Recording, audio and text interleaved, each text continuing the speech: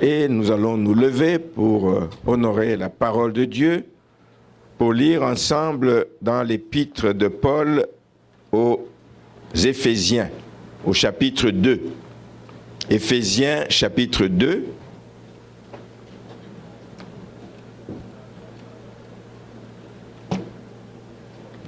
Et nous lisons à partir du verset 11.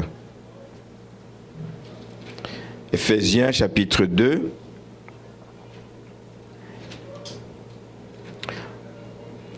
Il dit ceci: c'est pourquoi vous, autrefois païens dans la chair, appelés incirconcis par ce qu'on appelle circoncis, et qui le sont en la chair par la main de l'homme, souvenez-vous, répétez avec moi, souvenez-vous. Dieu veut que nous nous souvenions de certaines choses. Amen. Souvenez-vous que vous étiez en ce temps-là sans Christ, privés du droit de cité en Israël. Souvenez-vous que vous étiez étrangers aux alliances de la promesse, sans espérance et sans Dieu dans le monde. Quelle condition malheureuse! Sans Christ, privés du droit de cité en Israël, étrangers aux alliances de la promesse, sans espérance, sans Dieu dans le monde. Mais maintenant, parce que quelque chose s'est passé, mais maintenant, parce que quelque chose est arrivé, mais maintenant, parce que Christ est mort sur ce bois infâme, puisque Christ est ressuscité, mais maintenant, en Jésus-Christ, vous qui étiez jadis éloignés, vous avez été rapprochés par le sang de Christ, car il est notre paix, nous l'avons chanté, lui qui des deux n'en a fait qu'un, et qui a renversé le mur de séparation, l'inimitié, ayant anéanti par sa chair la loi des ordonnances dans ses prescriptions. Il a voulu créer en lui-même, avec les deux, un seul homme nouveau, en établissant la paix. Oh, nous avons la paix en Christ seulement. Nous l'avons chanté, il est notre paix. Il est notre paix. Il a voulu les réconcilier avec Dieu, l'un et l'autre, en un seul corps, par la croix, en détruisant par elle l'inimitié. Verset 17. Il est venu annoncer la paix à vous qui étiez loin, et la paix à ceux qui étaient près. Il est venu apporter la paix au monde. Merci Seigneur. Car par lui, les uns et les autres, nous avons accès auprès du Père, dans un même esprit. Ainsi donc, en conséquence de tout cela, parce qu'il a fait tout ce que nous venons de lire, vous n'êtes plus des étrangers, ni des gens du dehors. Alléluia! Quel privilège! Mais vous êtes concitoyens des saints, gens de la maison de Dieu. Amen. Et c'est le titre du message. Gens de la maison de Dieu. Amen. Bonjour, gens de la maison de Dieu. Alléluia. Gens de la maison de Dieu. Vous avez été édifiés sur le fondement des apôtres et des prophètes, Jésus-Christ lui-même étant la pierre angulaire. En lui, tout l'édifice bien coordonné s'élève pour être un temple saint dans le Seigneur. En lui, vous êtes aussi édifiés pour être une habitation de Dieu en esprit. Qui sommes-nous pour être une habitation de Dieu en esprit? C'est un privilège. Un privilège. Il agrée de venir habiter en nous, de faire de nous des gens de sa maison. Alléluia. Amen. Amen. Vous pouvez vous asseoir. Gens de la maison de Dieu. Je vous ai demandé de répéter avec moi dans la lecture que nous avons faite, ce début du verset 12 qui dit « Souvenez-vous ». Parce que l'homme est un être souvent oublieux. La tendance de l'être humain, c'est d'oublier très vite. Si c'est vrai pour l'individu, c'est encore plus vrai pour toutes les sociétés humaines. Il y a un auteur français, Jacques Bainville, qui l'a exprimé en ces termes. Il dit, le pouvoir d'oublier, il est très fort chez les individus. Mais il est encore plus dans les sociétés humaines. il l'est encore plus. On a tendance à oublier. Et c'est tellement vrai qu'on n'a pas besoin d'en faire la preuve. Frères et sœurs, si nous regardons juste l'histoire du peuple d'Israël, les Hébreux, quand ils ont quitté l'Égypte, 430 ans d'esclavage, que Dieu a mis fin, Dieu a mis un terme à ce temps d'esclavage. Dieu les a fait traverser la mer Rouge de main forte et puissante.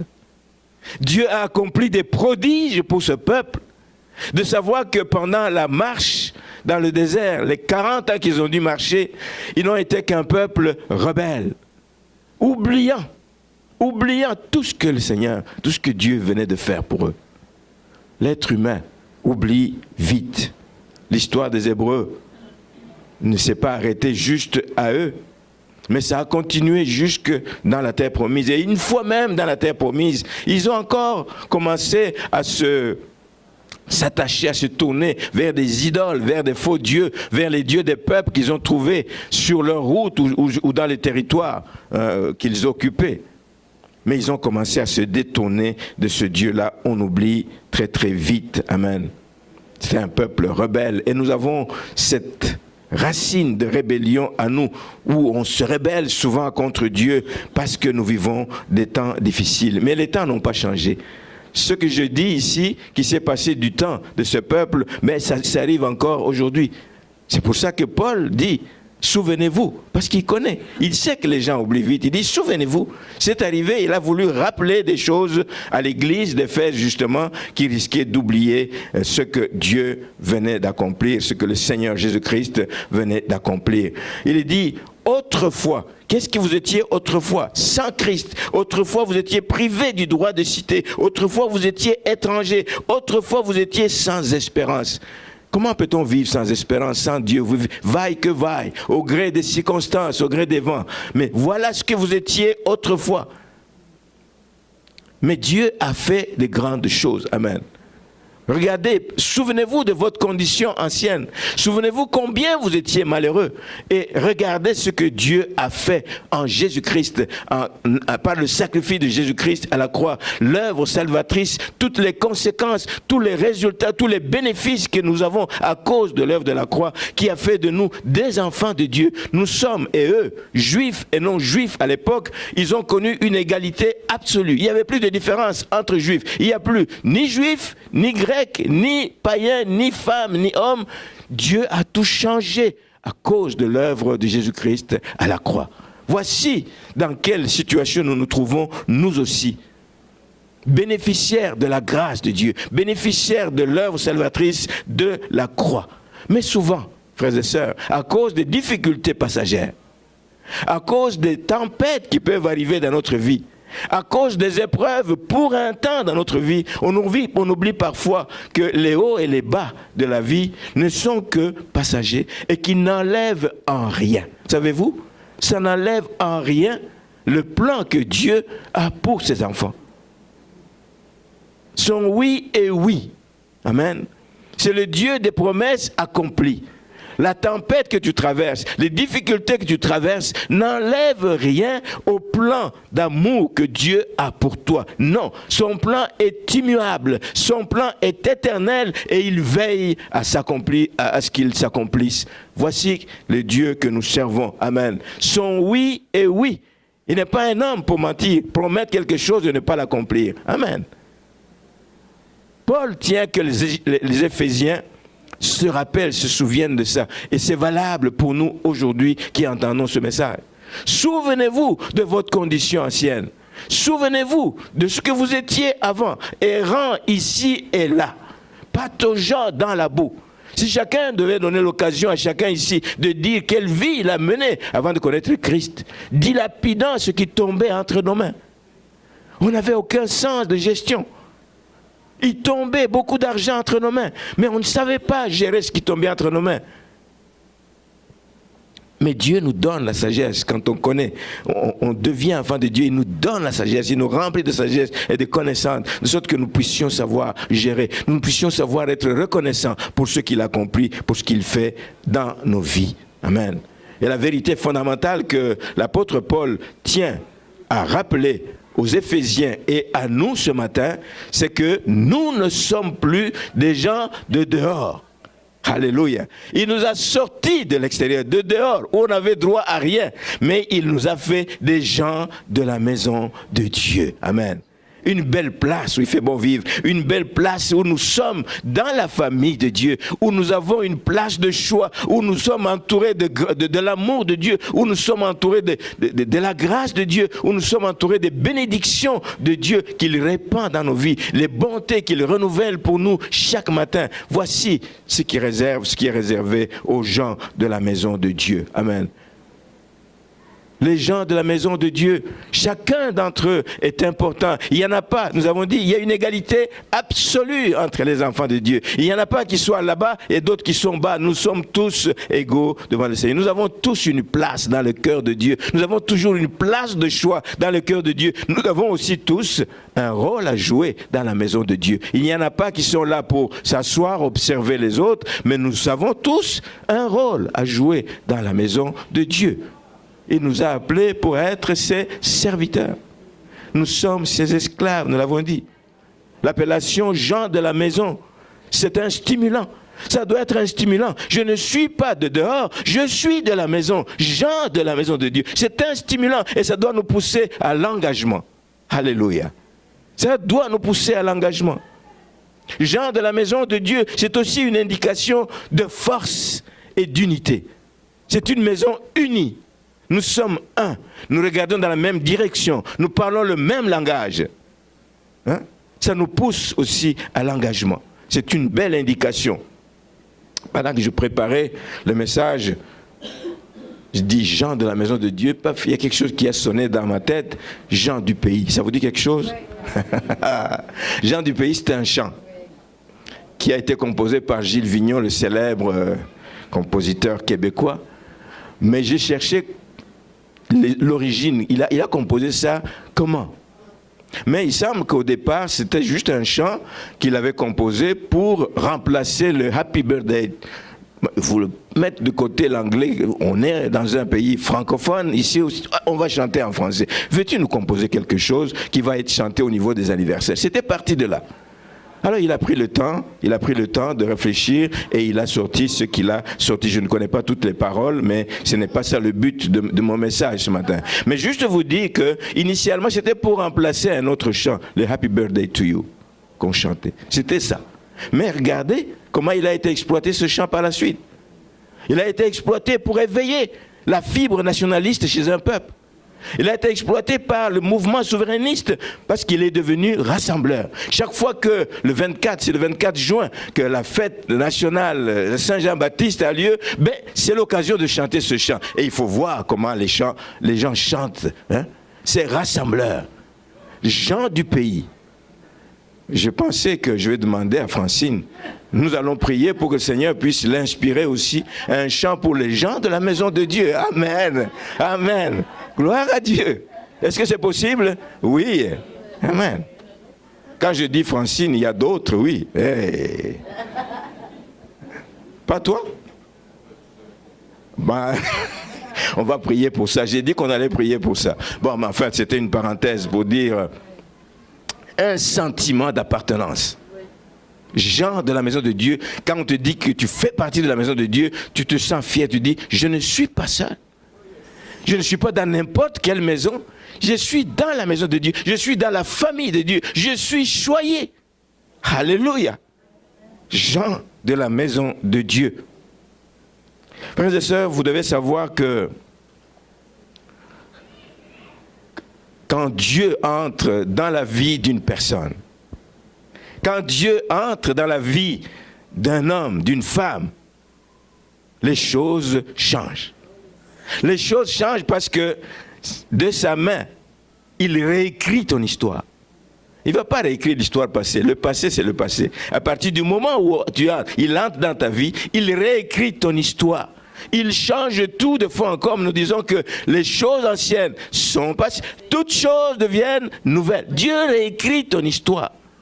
Ce n'est pas ton père, ce n'est pas ta mère qui écrivent ton histoire. C'est Dieu qui réécrit ton histoire.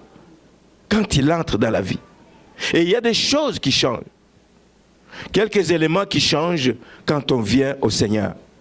D'abord, nous changeons de maître. Dans notre ancienne vie, quand on ne connaissait pas le Seigneur, mais on avait un autre maître. On était esclave du péché. On était esclave de Satan. C'est lui qui nous menait du bout du nez. Faites ceci, faites cela, faites ceci, faites cela. On était esclave du péché. Mais il nous a délivrés de cet esclavage du péché. Mais on est devenu esclave de Jésus-Christ. Amen. Un bon maître désormais qui s'occupe de nous, qui s'occupe de ses enfants. Lisons cela dans l'épître aux Romains au chapitre 6. Romains chapitre 6 dit ceci. Le verset 17 et 18.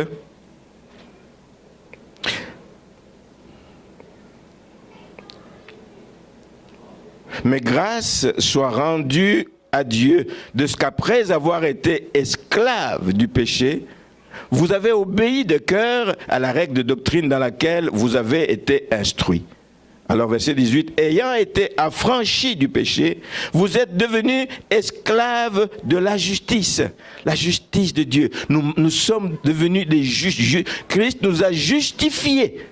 Nous sommes devenus des justes, nous sommes devenus esclaves de la justice de Dieu, esclaves de Jésus-Christ. Au verset 20 de ce même chapitre 6, il est dit, car lorsque vous étiez esclaves du péché, vous étiez libres à l'égard de la justice. Quels fruits portiez-vous alors? Des fruits dont vous rougissez aujourd'hui. Eh oui, quand tu regardes ton ancienne vie, tu ne peux pas être fier de ce que tu faisais. Moi, en tout cas, non. Non. C'est une vie de saleté, c'est une vie... On n'aimerait pas raconter cela. Il dit, lorsque vous étiez esclave du péché, vous étiez libre à l'égard de la justice. Quels fruits portiez-vous alors? Des fruits dont vous rougissez aujourd'hui. Car la fin de ces choses, c'est la mort. Mais maintenant, étant affranchi du péché et devenu esclave de Dieu, vous avez pour fruit la sainteté et pour fin la vie éternelle. Waouh! Merci Seigneur. Les avantages d'être en Christ. Nous avons une vie de sainteté. Nous menons désormais une vie de sainteté. Pas parce que nous le faisons par notre propre force, c'est la grâce de Dieu qui nous aide à cheminer dans les nouvelles voies de justice de Dieu. Amen. Et nous avons en bout de ligne la vie éternelle. Nous changeons de maître et notre destinée change. Avant, avec l'ancien maître, nous étions voués à la mort. Maintenant, avec le nouveau maître, nous avons droit à la vie éternelle. Alléluia. Merci Seigneur. Les gens de la maison de Dieu. Une autre chose qui change quand on vient à Christ, et ça revient à ce que nous lisions dans le texte là, c'est que nous changeons de pays d'appartenance. Nous changeons de pays, et si nous changeons de pays d'appartenance, nous changeons automatiquement de citoyenneté. Avant, on était des gens du monde. On marchait comme les gens du monde, dans le désordre, dans le péché, sans contrôle aucun. On était des citoyens du monde. On était des mondains. C'était notre ancienne condition. Mais quand Christ vient dans nos vies, quand Christ vient changer nos vies, nous avons une nouvelle patrie. Alléluia. Nous ne sommes plus de ce monde. Amen. Même si nous vivons dans ce monde, mais nous ne sommes plus de ce monde, notre patrie est céleste. Amen. Même si nous vivons encore sur terre, mais nous sommes citoyens du ciel. En tout cas, moi, je suis citoyen du ciel. Même si je suis encore ici sur terre. C'est pour cette raison, frères et sœurs, puisque nous sommes citoyens du ciel, le monde n'a plus de pouvoir sur nous. Le monde va même nous haïr. Jésus l'a dit. Si vous lisez dans l'évangile selon Jean au chapitre 15, le verset 18, dit, si le monde vous hait, ne soyez pas étonnés, le monde va vous haïr. Si le monde vous hait, sachez qu'il m'a haï avant vous. Si vous étiez du monde, le monde aimerait ce qui est à lui. Mais, parce que vous n'êtes pas du monde, et que je vous ai choisi du milieu du monde, vous avez changé de pays. Vous quittez le monde pour une patrie céleste. À cause de cela, le monde vous hait. Ce n'est pas étonnant que nous avons des difficultés, même avec nos membres de famille. Dès lors que nous donnons notre vie au Seigneur, vous devenez la cible de toutes les flèches. La cible de toutes les flèches. La cible de toutes les conversations au salon. La cible de tous les... C'est ce qui arrive. Parce que vous avez changé de statut. Vous n'êtes plus citoyen du monde, vous ne vivez plus à la manière du monde, mais nous vivons à la manière des gens du ciel. Le ciel nous attend, amen. C'est là notre place. Et Jésus, quand il est monté, il est allé nous préparer une place, amen. Et il y a beaucoup de places dans la maison de son Père, a-t-il dit. Il est allé nous préparer une place de choix. Une place de choix.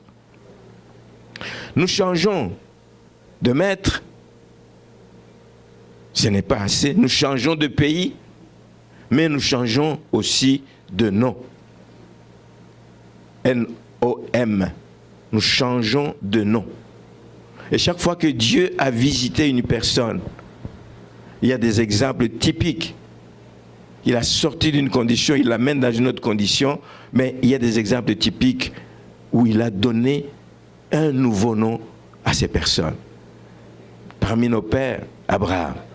Si nous allons dans Genèse chapitre 17, Genèse chapitre 17, nous lisons ceci à partir du verset 1er. Lorsque Abraham fut âgé de 99 ans, l'Éternel apparut à Abraham et lui dit, je suis le Dieu tout-puissant. Marche devant ma face et sois intègre. J'établirai mon alliance entre moi et toi et je te multiplierai à l'extrême. Abraham tomba sur sa face et Dieu lui parla en disant, voici mon alliance que je fais avec toi. Tu deviendras père d'une multitude de nations. On ne t'appellera plus Abraham, mais ton nom sera Abraham. Car je te rends père d'une multitude de nations. Et ça continue, je te rendrai fécond à l'extrême, je ferai de toi des nations et des rois sortiront de toi. Il change de nom. Après 13 ans de silence.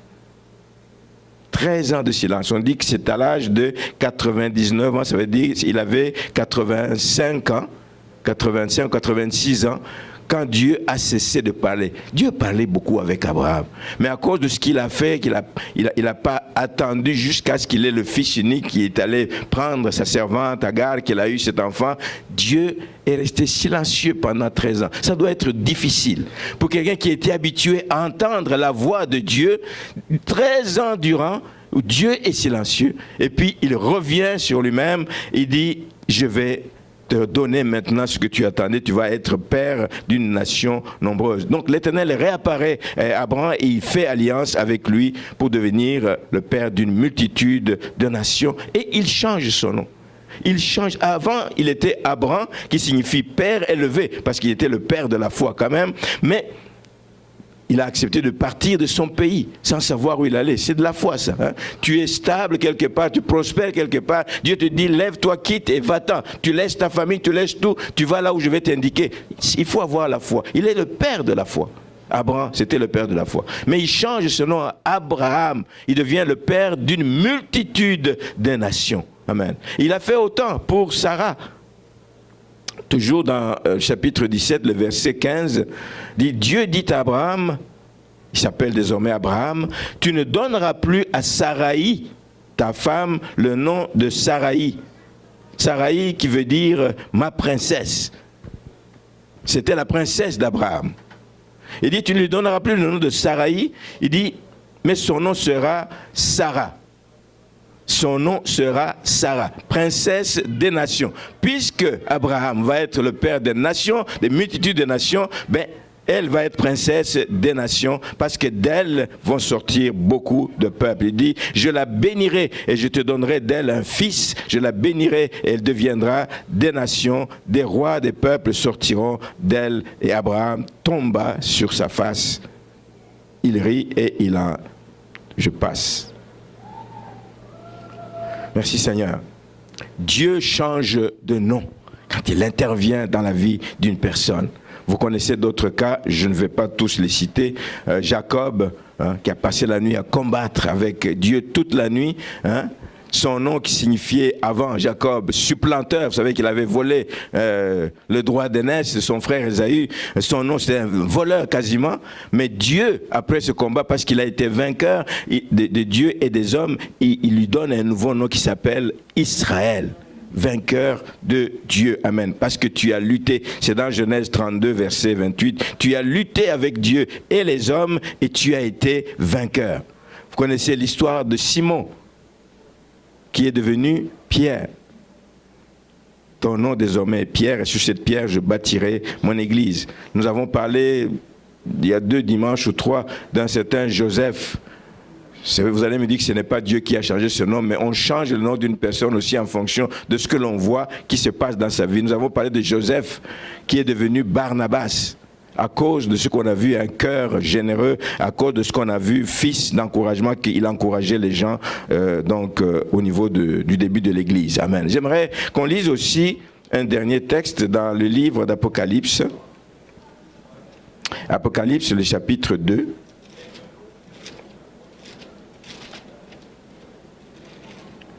Le verset 17, et puis on va aller au chapitre 3. Donc Apocalypse 2, verset 17, qui dit ceci, que celui, c'est donc dans les différentes lettres que l'Éternel adresse aux différentes églises, et ici c'est à l'église de Pergame. Au verset 17, il est dit que celui qui a des oreilles entende ce que l'Esprit dit aux églises. À celui qui vaincra, je donnerai de la manne cachée, et je lui donnerai un caillou blanc, et sur ce caillou est écrit un nom nouveau. Un nom nouveau que personne ne connaît si ce n'est celui qui le reçoit. Je vais revenir. On va d'abord au chapitre 3, Apocalypse 3, le verset 5. Il dit ceci.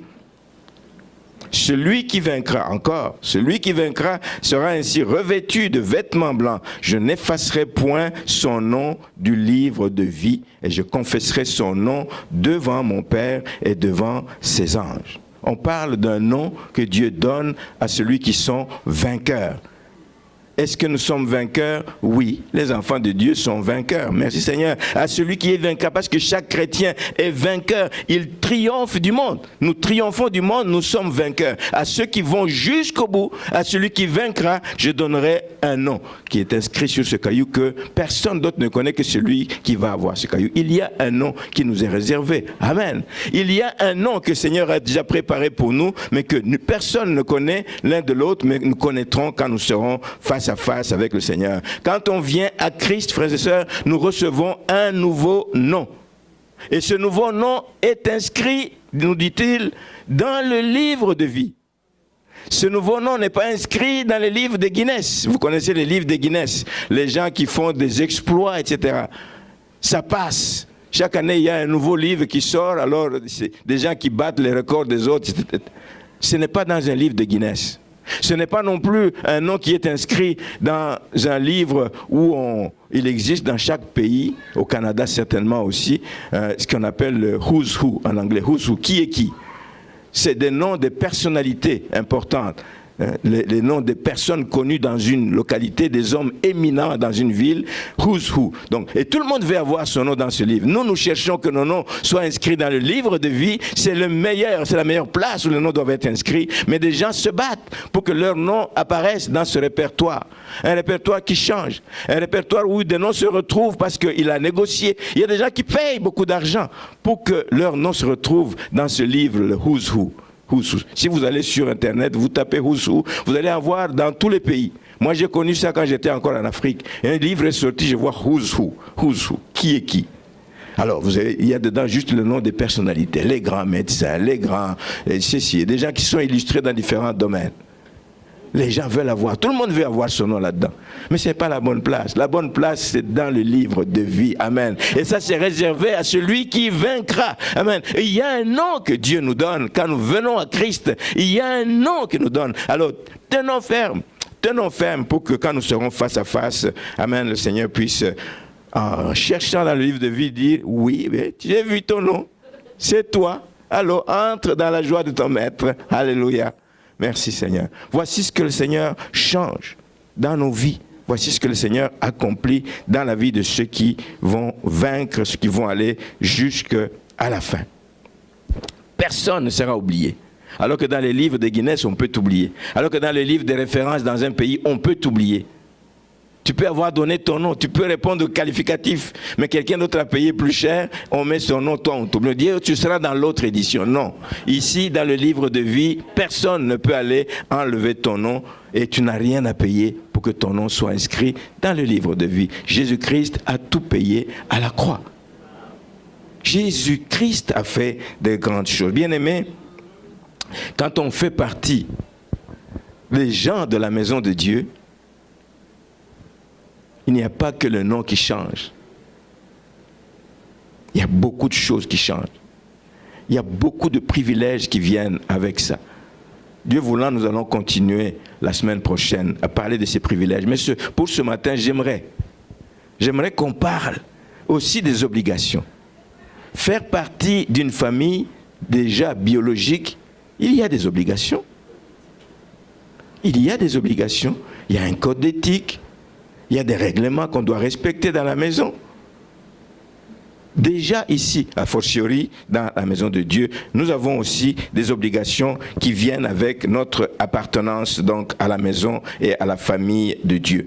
Donc nous poursuivrons la semaine prochaine avec ce sujet. Mais je voudrais vous montrer quelques-unes de ces obligations, quelques-unes de ces responsabilités que donc, nous avons.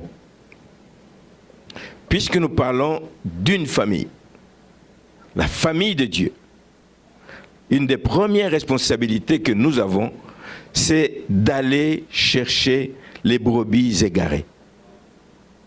Qui ici, dans sa famille biologique, va ne plus avoir de nouvelles de son frère, de sa sœur, pendant des années et rester tranquille? On va user de toutes sortes de moyens.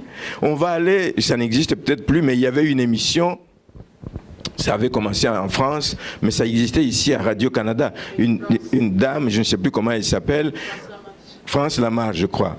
Où les gens venaient et puis ils disaient, moi j'ai perdu des nouvelles, mon frère il était comme ci, il s'appelle comme ça, depuis autant d'années où je ne le vois plus. Il y a des gens qui finissent par retrouver tout en place pour retrouver quelqu'un que l'on a perdu de vue. Un membre de famille qui nous est cher, qui est égaré. Nous avons, nous aussi, la responsabilité d'aller chercher les brebis égarées. Je parlais d'Abraham tout à l'heure. Abraham, quand son neveu Lot a été emporté par des ennemis, il a mis tout en place. Genèse 14.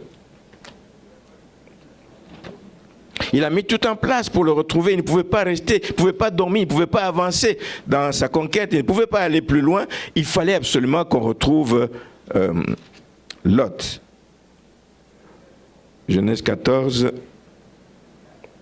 le verset 13 dit ceci. Un fuyard vint annoncer à Abraham, donc on avait emporté le fils du frère d'Abraham, donc Lot, vient lui annoncer qu'on l'a emporté. Et celui-ci habitait parmi les chaînes de Mamré, l'Amoréen, frère d'Escol et frère d'Aner, qui avait fait alliance avec Abraham. Verset 14. Dès qu'Abraham eut appris que son frère avait été fait prisonnier, dès qu'il l'a appris, qu'est-ce qu'il a fait? Il arma 318 de ses plus braves serviteurs, des gens nés dans sa maison, et il les poursuivit, les rois, jusqu'à Dan. Il divisa sa troupe pour les attaquer de nuit, etc. Et il ramena, au verset 16, il ramena toutes les richesses. Il ramena aussi Lot, son frère, avec ses biens, ainsi que les femmes et le peuple.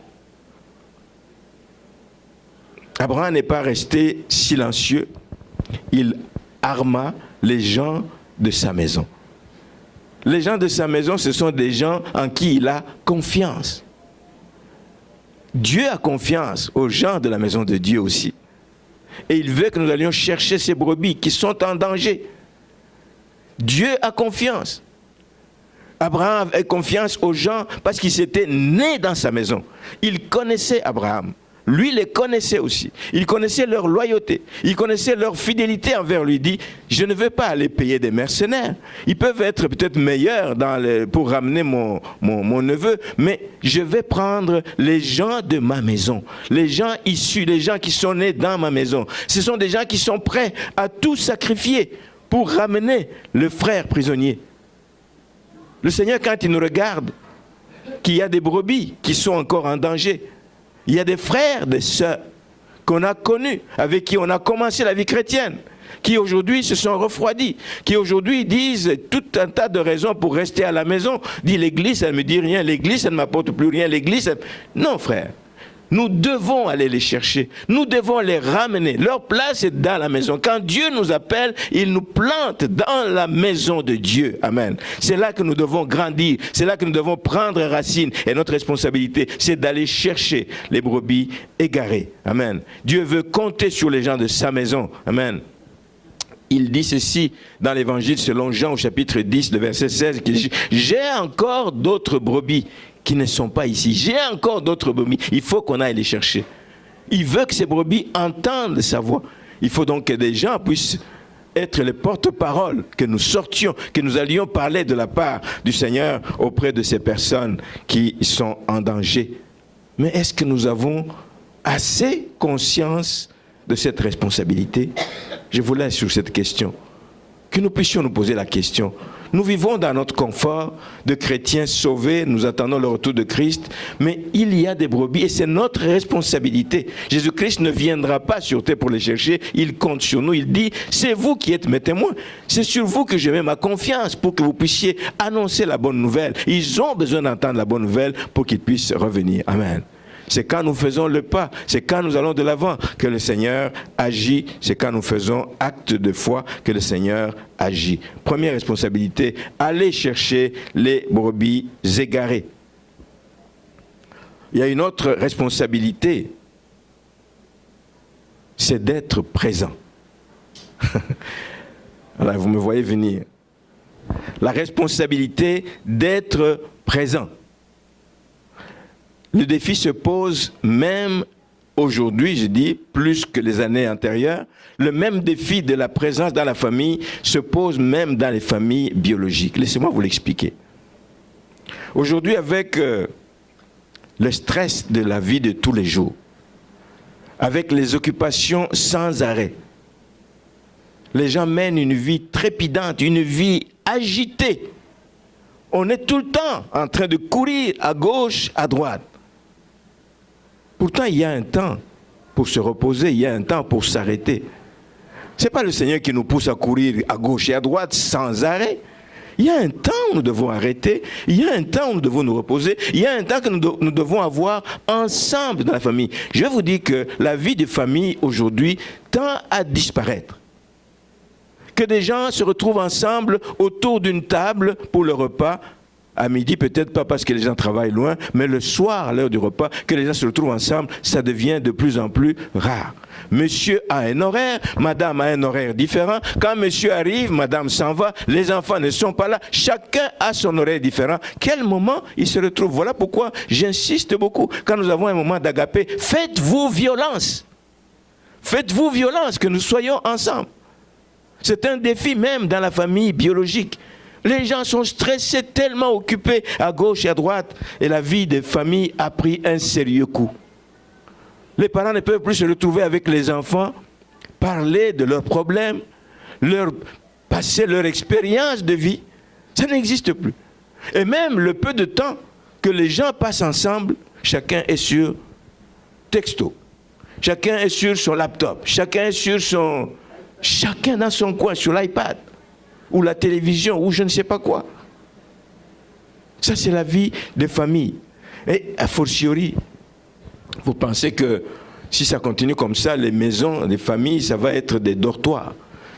Les lieux où les gens viennent seulement dormir, on vient seulement dormir, mais on n'a plus de contact les uns les autres.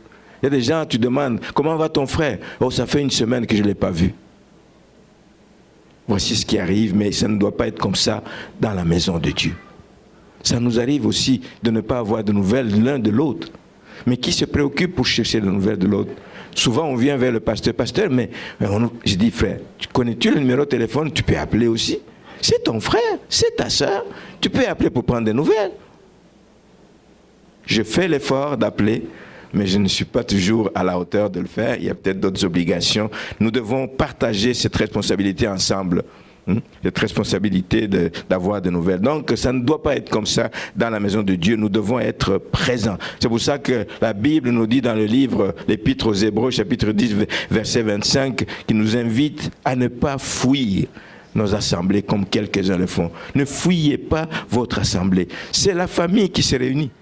Notre assemblée, c'est la famille qui se réunit. Nous nous réunissons dimanche, nous nous réunissons mercredi, nous nous réunissons lors des agapés, nous nous réunissons lors des sorties, nous nous réunissons beaucoup d'occasions lorsqu'il y a des réjouissances, nous nous réunissons lors des mariages, nous nous réunissons pour des moments de prière. Ce sont des réunions d'assemblée que nous puissions prendre donc ce moment à cœur aussi et que nous puissions nous joindre la responsabilité d'être présents. Je répète que Dieu nous a plantés dans la maison. Pas pour voyager à gauche, à droite, mais c'est nous planter dans la maison. C'est là que nous devons prospérer, c'est là que nous devons grandir, c'est là que nous devons être nourris, c'est là que nous devons être suivis. Amen. Responsabilité d'être présent. Et il y a beaucoup d'avantages quand on est présent.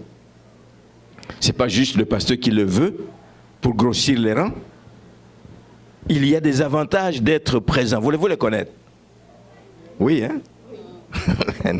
Il y a des avantages.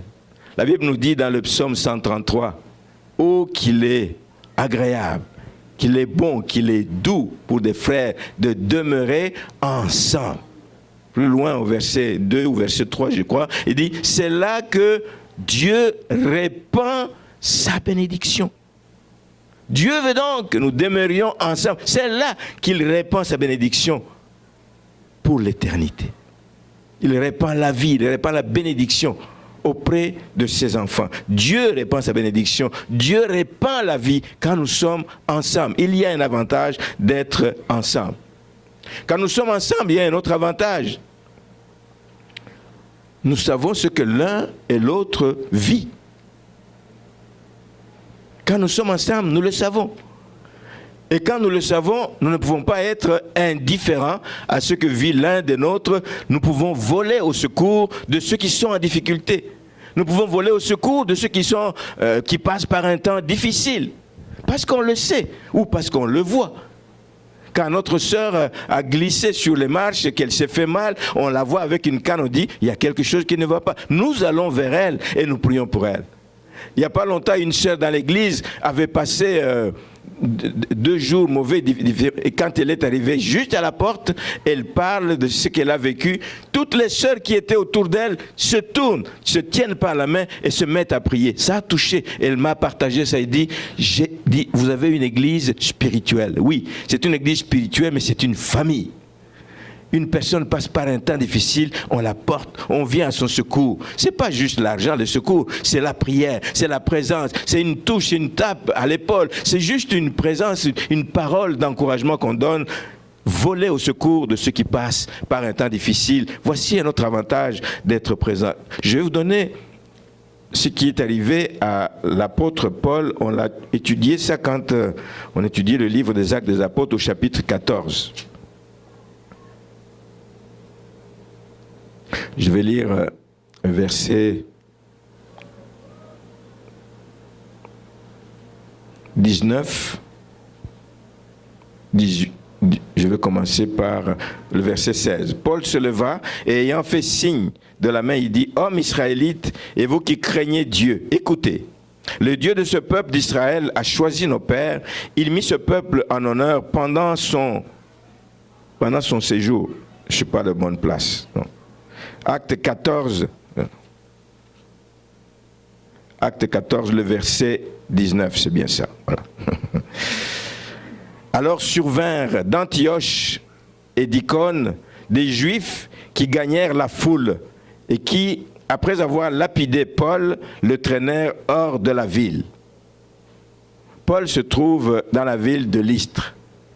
Dans ses voyages, c'est lors de son premier voyage missionnaire, il passe de ville en ville et puis il arrive dans la ville de Lystre et il venait donc de visiter des villes d'Antioche et d'Icône avant. Et il y a des Juifs qui n'étaient pas contents du travail qu'il avait fait, qui viennent le suivre et ils l'ont lapidé Paul, ils le traînent hors de la ville pensant qu'il était mort.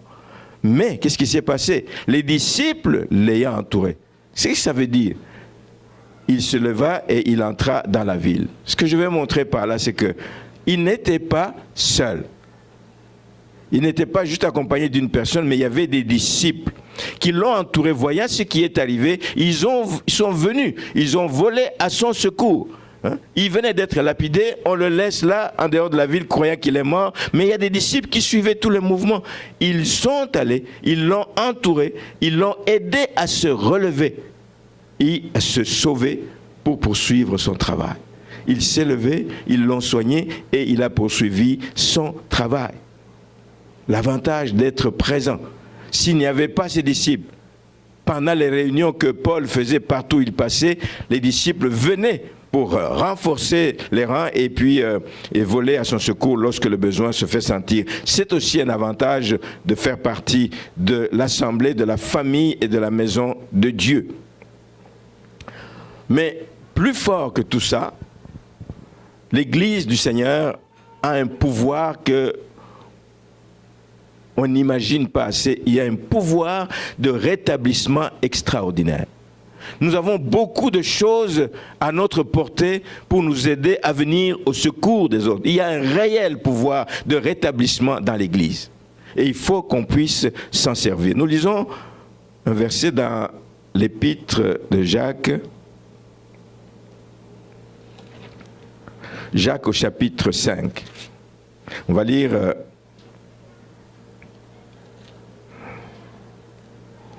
Je vais lire à partir du verset 3.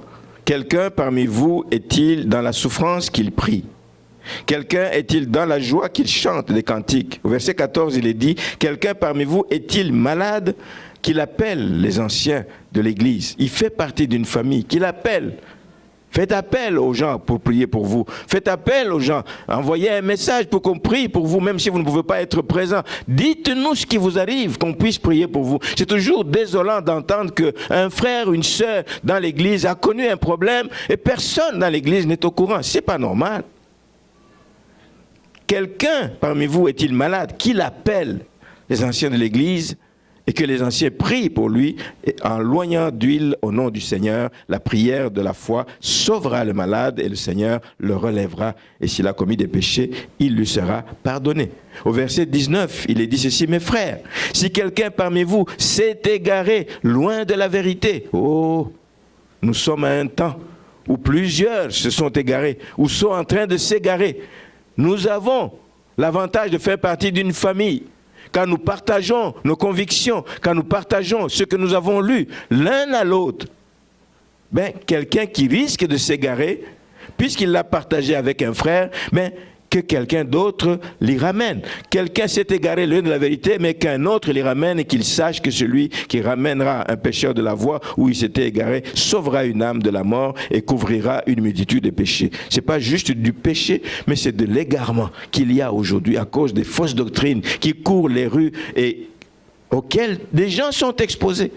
Notre obligation comme membre de la maison de Dieu, de la famille de Dieu, c'est de courir au secours des autres. Mais il faut savoir ce que l'autre vit. S'il ne vous partage pas ce qu'il vit, s'il ne vous partage pas ce qu'il lit, s'il ne vous partage pas les conférences où il va. Mais le jour où il vous partage et dit, oh ma soeur, stop. Oh non, regarde. Par rapport à la Bible, par rapport aux Écritures, ce monsieur ce qui vous enseigne, c'est pas vrai. C'est pas vrai. Preuve à l'appui, regarde. Tu ramènes une âme égarée et tu fais une œuvre utile. Un pouvoir de rétablissement extraordinaire, de ramener ceux qui sont égarés loin de la vérité. Voilà pourquoi Jésus a dit dans Matthieu 16, 18, « Et moi, je te dis que tu es Pierre, et sur cette pierre, je bâtirai mon église. » Et il ajoute que les portes du séjour des morts ne prévaudront point contre elle. Elles ne sont pas puissantes contre l'Église du Seigneur, parce que l'Église a un pouvoir de relèvement. L'Église a un pouvoir de protéger les membres de la famille de Dieu. Maman Donna partagé ici mercredi, pour ceux qui étaient là, en disant que les églises où des percées se sont produites, c'est des églises où Christ est présent. C'est la première condition. Une église où on a mis Christ de côté, ne vous attendez à rien de cette église. Il faut que Christ soit présent. La deuxième chose importante, il faut qu'il y ait des prières. Sans prière, nous n'avançons pas. Sans prière, nous ne faisons rien de bon. Sans prière, nous ne pouvons pas toucher le cœur de Dieu. Il faut prendre le temps de prier. L'Église doit se mettre résolument à la prière. Deuxième chose importante, pour que nous puissions aller de l'avant, pour que nous puissions gagner du terrain, pour que nous puissions marquer la vie de l'Assomption. Christ présent dans l'Église, on s'en rassure. Les prières sont présentes dans l'Église. Mais la troisième chose, comme il nous disait, il faut que des hommes et des femmes se disposent. Il faut qu'il y ait des hommes et des femmes pour servir dans la maison du Seigneur. Il y a des choses qui ne se feront pas. Si nous n'avons personne pour chanter en avant, on va avoir un problème.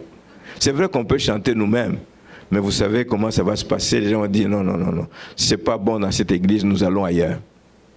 Il faut qu'il y ait des hommes pour se lever. Il faut qu'il y ait des hommes pour nettoyer le temple. Il faut qu'il y ait des hommes pour s'occuper de la cabine de son, s'occuper des enfants. Il faut qu'il y ait des femmes pour s'occuper de bien des choses, de conseiller les jeunes couples, les jeunes dames. Et il faut qu'il y ait des personnes qui se lèvent. C'est là que des choses se font. Il faut qu'il y ait des hommes bien disposés. Alors là, les choses vont bouger et les choses vont arriver dans l'église du Seigneur. J'aimerais terminer avec un dernier avantage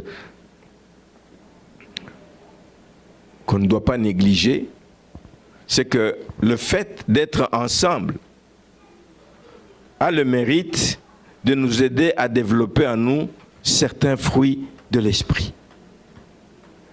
Les fruits de l'esprit dont l'Épître aux Galates parle, l'amour, la joie, la bonté, la paix, etc. Mais je vais épingler deux de ces fruits, la patience et la douceur. Le fait d'être ensemble, c'est l'occasion d'exercer la patience. C'est l'occasion d'exercer la douceur. Parce que ce qui va arriver, nous avons tous des caractères différents. Nous pouvons afficher une attitude qui va blesser l'un ou l'autre, qui va irriter l'un ou l'autre frère ou sœur. Il peut y avoir un écart de langage. On peut subir certaines offenses dans la maison du Seigneur. Ça existe. Mais la Bible nous exhorte à ne pas rendre coup pour coup, à être patient, le fruit de l'esprit, à endurer cela et à prier pour la personne. C'est le fait d'être ensemble. Si vous venez à l'église et puis la première minute, amen, vous êtes parti, à quel moment vous allez vous frotter? Vous ne connaîtrez même pas les autres. Mais tandis quand vous vous frottez les uns aux autres, mais par moment ça va faire mal. Par moment ça va faire mal, mais le Seigneur va nous aider à développer la patience. Va nous aider à développer l'humilité, être humble, à ne pas vouloir se venger à tout bout de champ, parce qu'il m'a dit ça, bon je l'attends au tournant. Non, être humble, être doux, être doux. Voici ce que nous pouvons aussi avoir comme avantage quand nous sommes présents dans la maison du Seigneur. Je vais terminer ici en espérant, d'abord, nous allons continuer, Dieu voulant, nous allons continuer la semaine prochaine, mais en espérant que ça va vous faire réaliser, frères et sœurs, combien nous sommes privilégiés comme gens de la maison de Dieu. Pensez-y simplement, pensez-y. Il y a des avantages que je n'ai même pas besoin de vous dire, que vous connaissez par vous-même, que vous pouvez déduire par vous-même, parce que vous l'avez vécu. Depuis que je suis en Christ, depuis que je fréquente une église, depuis que je suis avec des frères et des sœurs qui me manifestent leur amour, qui me manifestent leur compassion, qui me manifestent la joie, qui prient pour moi, voici ce qui est arrivé dans ma vie. Il y a tellement d'avantages, on peut énumérer sans fin. Mais nous allons poursuivre avec la grâce de Dieu la semaine prochaine, et donc que le Seigneur vous donne le goût de vous engager dans cette maison. Vous êtes des gens de la maison de Dieu, pas juste pour avoir le nom de chrétien, mais nous sommes des gens de la maison de Dieu parce qu'il y a des choses que nous devons faire, il y a des choses dont nous devons bénéficier dans la maison du Seigneur, et que le Seigneur vous bénisse et vous accorde vraiment la faveur de vivre toutes ces choses. J'aime dire depuis quelques jours que nous prêchons la parole de Dieu. Nous passons du temps, que ce soit dans les prédications, que ce soit dans les exhortations dans la semaine, que ce soit dans les écrits que notre sœur poste sur... C'est pas parce que nous voulons remplir un site. C'est parce qu'il y a un but derrière ça. Il faut que et ces écrits et ces exhortations qui sont sur le site qu'on les écoute, qu'on les exploite, et qu'on demande la grâce au Seigneur qu'on les mette en pratique. Qu'on les mette en pratique. C'est ma prière en terminant. Qu'on les mette en pratique, qu'on soit des chrétiens qui portons des fruits, qui déjà nous-mêmes, nous nous réjouissons de voir, oh Seigneur, merci, je vois que j'ai franchi une nouvelle étape dans ma vie. Avant, je ne pouvais pas faire ça, j'ai pu faire ça par ta grâce. Que le Seigneur vous bénisse.